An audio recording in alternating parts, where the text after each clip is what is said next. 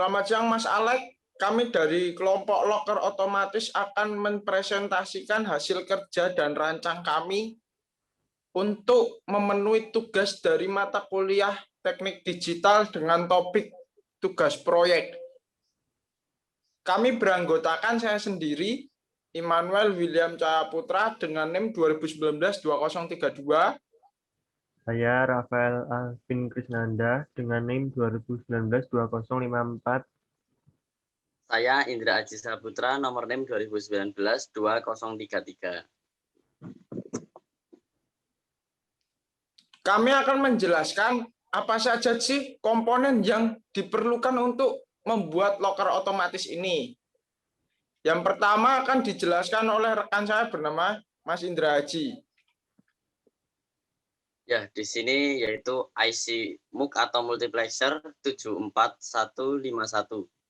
Nah, IC MUX ini adalah komponen elektronika yang bisa memilih input atau masukan yang akan diteruskan ke bagian output atau keluaran. Pemilihan input yang mana yang dipilih akan ditentukan oleh sinyal yang di bagian selektor, yaitu selektor A, B, dan C. Dan inputan masukan X0, X1, dan sampai seterusnya.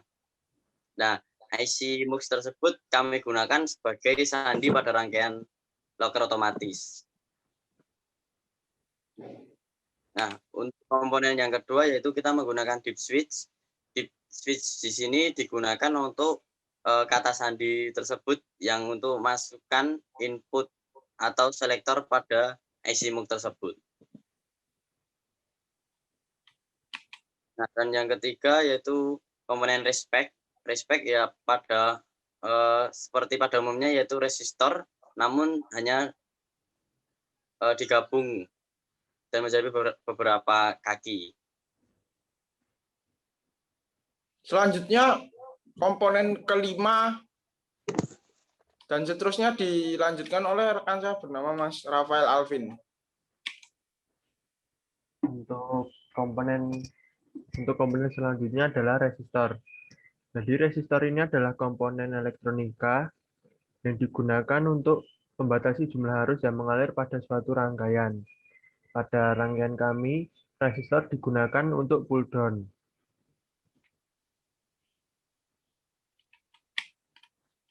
Lalu ada kapasitor. Kapasitor ini adalah rangkaian yang berfungsi untuk menyimpan muatan listrik. Pada rangkaian kami, kapasitor digunakan untuk menjadi delay off.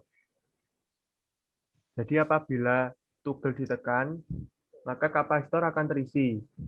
Ketika toggle dilepas, kapasitor akan mengalami pengosongan. Pengaturan delay off ini juga dipengaruhi oleh besarnya kapasitansi oleh kapasitor itu sendiri. Apabila kapasitansi semakin besar, maka delay off-nya akan semakin lama.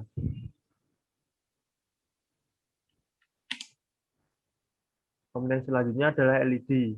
LED adalah komponen yang dapat memancarkan cahaya. LED ini digunakan sebagai indikator mana loker yang terbuka. Ya, seperti itu. Untuk komponen selanjutnya akan dijelaskan oleh saya sendiri. Bar graph. Bar graph di sini untuk membantu saya dan rekan-rekan saya untuk merancang supaya tahu kaki demux mana yang menghasilkan output high. Jadi kita bisa mengetahui dengan cara jika salah satu lampu pada bar graph itu menyala, berarti di situ telah terisi output high dari si demux. Jadi bar graph ini hanya membantu dalam perancangan saja. Lalu ada toggle atau tombol. Tombol ini berguna sebagai inputan dari demux. Seperti yang kita tahu, demux hanya memiliki 3 input. Otomatis 7 tombol ini akan diformulasikan dengan rangkaian logika sebelum masuk ke inputan demux. Sehingga dapat menghasilkan output berupa Y0, Y1, hingga Y7. sebagai outputan demux. Lalu motor servo. Motor servo di sini digunakan untuk memutar pintu dari loker tersebut. Motor servo ini akan dipasangkan di bawah engsel, salah satu engsel, supaya ketika motor ini berputar, maka engsel ikut berputar, otomatis pintu juga terbuka. Dan terakhir adalah IC Demux 74138. Seperti yang kita tahu, Demux adalah lawan dari MUX, di mana IC demultiplexer itu memiliki output yang banyak, sedangkan input yang sedikit.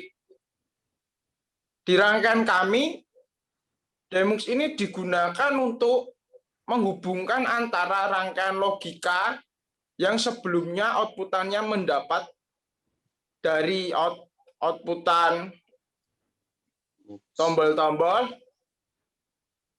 Pada rangkaian kami, IC Demux ini sudah diatur outputannya sesuai dengan tombol. Jika tombol 1 ditekan, yang hidup output Y1, dan seterusnya hingga Y7. Saya sudah mengurutkan input dan keluarannya, sehingga tidak terlalu pusing dalam perancangan. Setelah ini kami akan menjelaskan tentang rangkaian yang akan dijelaskan oleh kami bertiga. Yang pertama adalah rangkaian password. Rangkaian password akan dijelaskan oleh Mas Indra Aji Saputra. Nah, di sini kita bisa melihat rangkaian password dari multiplexer 74151. Nah, di bagian kiri kita menggunakan deep switch sebagai inputan nantinya untuk password kata sandi, dan di bawah ada respect agar untuk ke ground, dan ada gerbang logika N. Nah, di sini kita menggunakan bit bernilai 5, yang pada umumnya nanti di multiplexer tersebut ada seperti tabel kebenaran, seperti misal kita menggunakan bit 5 ini yaitu 0101. Nah, untuk selektornya kita meng-high-kan dulu untuk A dan C. Lalu untuk inputannya yaitu X5. Nah, itu akan bernilai desimalnya 5. Namun kaki X5 pada multiplexer kami sambungkan ke deep switch bagian atas agar tidak mudah untuk dihafal orang lain atau dibobol orang lain, karena jika saya gabungkan atau saya sambungkan ke kaki deep switch kaki 5, maka mudah untuk dibobol orang lain. Nah, apabila password tersebut benar, maka multiplexer akan aktif dan J-nya tersebut akan high dan akan terhubung sampai gerbang logika N. Dan apabila belum aktif, berarti password tersebut salah. Nah, kurang lebihnya nanti untuk output-nya dari kaki N itu akan disambungkan ke IC demultiplexer yang akan dijelaskan oleh Immanuel William. Selanjutnya rangkaian tombol. Rangkaian tombol akan dijelaskan oleh Rafael Alvin Krisnanda. Oke, ini rangkaian tombol. Jadi rangkaian tombol ini digunakan untuk memilih mana motor yang akan bergerak, mana loker yang akan dibuka. Jadi tombol ini akan berfungsi apabila sandi yang dimasukkan tadi benar. Apabila sandi yang salah, rangkaian tombol tidak akan berfungsi. Rangkaian ini memiliki 7 tombol. Untuk agar bisa masuk ke dalam IC demultiplexer, maka rangkaian ini harus diformulasikan dulu ke gerbang logika. Gerbang logikanya seperti berikut.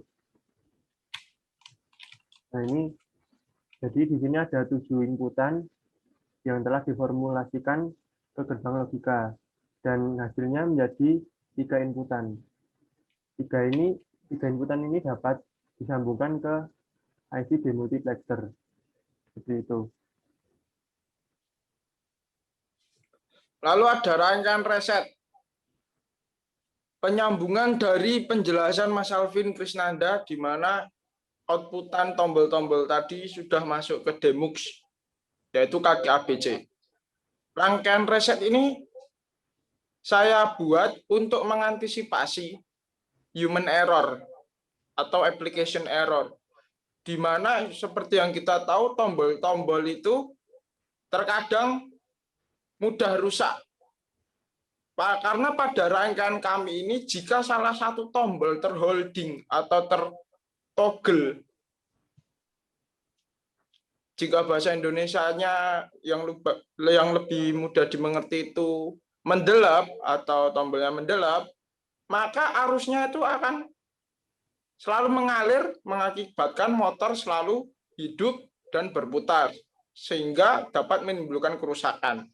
Untuk mengantisipasi hal tersebut, saya membuat tombol reset atau dengan istilah teknik emergency. Karena ketika kita tahu tombol itu mendelap, kita bisa mentoggle tombol reset ini supaya tidak terjadi kerusakan yang lebih parah. Lalu ada rangkaian demux untuk memperjelas penjelasan dari Mas Indra Aji. Setelah kita tahu bahwa output dari IC multiplexer itu high, otomatis IC demultiplexer ini akan hidup. Setelah hidup, kita akan mencoba menyalakan motor-motor ini dengan formulasi tombol yang sudah dihubungkan ke rangkaian logika yang dijelaskan oleh Mas Alvin tadi. Jadi di sini sudah bisa kita lihat bahwa Y0 dihubungkan ke 0, berarti itu tidak terpakai. Y1 dihubungkan ke motor 1 dan lampu 1. Y2 ke lampu 2 dan motor 2, dan seterusnya hingga Y7. Outputan ini sudah saya sesuaikan dengan inputannya. Sesuai dengan nomor tombol. Jika 1 ya Y1, jika 2 Y2, jika 3 Y3, dan seterusnya. Setelah ini kami akan mempresentasikan cara kerja yang akan dipresentasikan oleh saya sendiri, Manuel William, dibantu oleh 2 teman saya, Rafael Alvin dan juga Indra Aji Saputra. Saya akan membuka Proteus.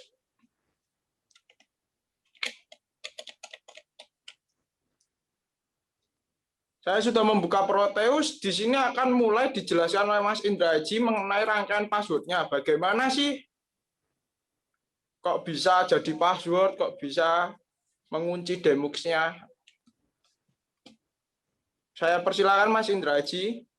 Ya, untuk Mas Willy bisa di-on-kan. Nah, di sini kita akan mencoba rangkaian kata sandi tersebut dengan kata sandi yang asal-asalan atau diacak agar kita mengetahui bahwa kata sandi tersebut salah dan multiplexer tersebut tidak akan mengeluarkan keluaran yang high pada Y-nya. Nah, kita akan coba pencet atau on-kan deep switch-nya secara acak.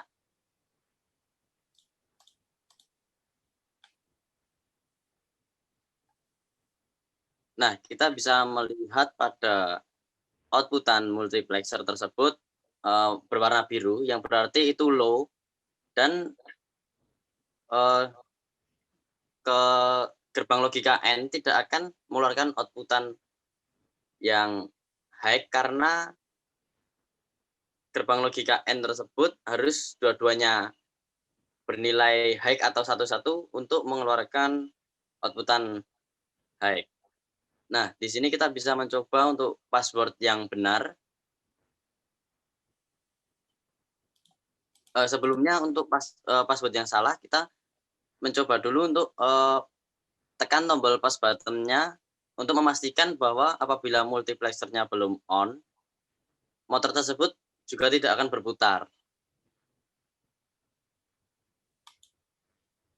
Nah, kita coba pencet saja. Nah, motor tersebut tidak akan berputar karena multiplexernya belum aktif, otomatis demultiplexernya juga belum aktif. Maka dari itu push button tersebut tidak akan berguna atau tidak akan berpengaruh pada motor maupun demultiplexer. Nah, kita akan mencoba untuk password yang benar. Kita akan mengaktifkan dip switch tersebut yang menyambung ke kaki X5 dan selektor AB, AC sesuai dengan tabel kebenaran tersebut. Nah, kita bisa melihatnya untuk multiplexer itu sudah aktif berwarna merah. Nah, itu menandakan bahwa gerbang logika N juga aktif karena kaki satunya langsung ke power dan satunya dari outputan multiplexer. Nah, kita akan bisa melihat demultiplexer tersebut sudah aktif.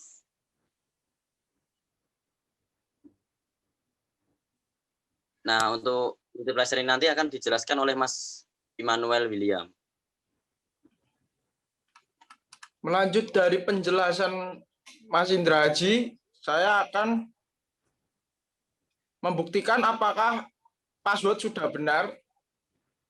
Karena di sini sudah baik dan pasti sudah hidup untuk IC demultiplexernya atau sudah berfungsi.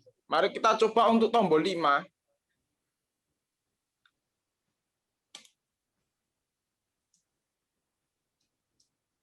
Bentar, saya akan perjelas.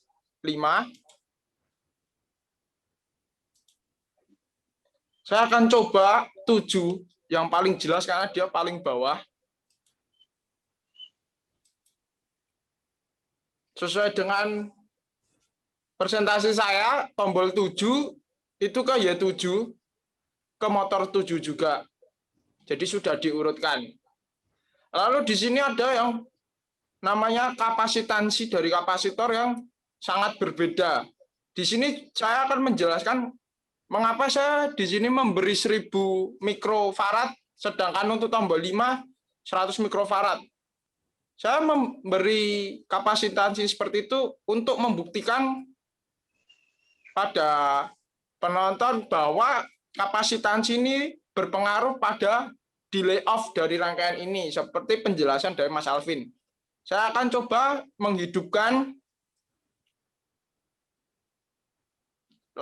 motor 5 dan lampu 5 dengan cara memencet tombol 5. Saya harap ikut menghitung berapa detik motor itu nyala atau berputar. Sekitar 2 detik. Sedangkan kita coba untuk tombol 6 dengan kapasitansi 1000 UF, 1000 mikrofarad.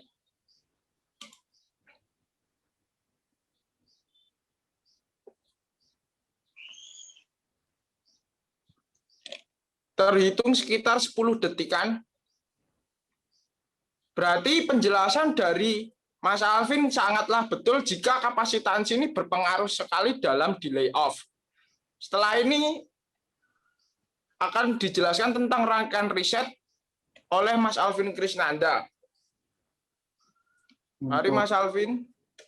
Untuk rangkaian riset seperti yang sudah dijelaskan Mas Willy tadi, berguna untuk memutus arus. Jadi ketika toggle ini ditekan dan terjadi error atau tadi bahasanya mendelep, nah ini motor akan berputar secara terus-menerus. Hal ini dapat menyebabkan pintu locker akan terbuka dan melewati batasnya sehingga dapat rusak. Oleh karena itu, kami menggunakan tombol reset ini. Ketika tombol reset ditekan, arus akan terputus sehingga motor akan berhenti. Kurang lebih seperti itu. Seperti yang dijelaskan oleh Mas Alvin, betul sekali. Saat tombol mendelep ini, motornya berputar terus. Lalu ketika kita mentoggle reset, motor itu berhenti. Karena kita juga memikirkan realitas, maka lebih mudahnya ini tinggal mengganti tombol saja. Semisal ini sudah kita ganti tombol.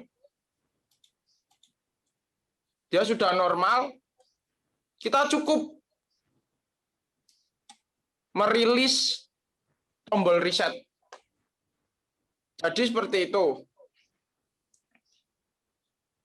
Lalu kami akan menjelaskan tentang desain yang akan dijelaskan oleh kami bertiga yang akan dimulai oleh Mas Rafael Alvin.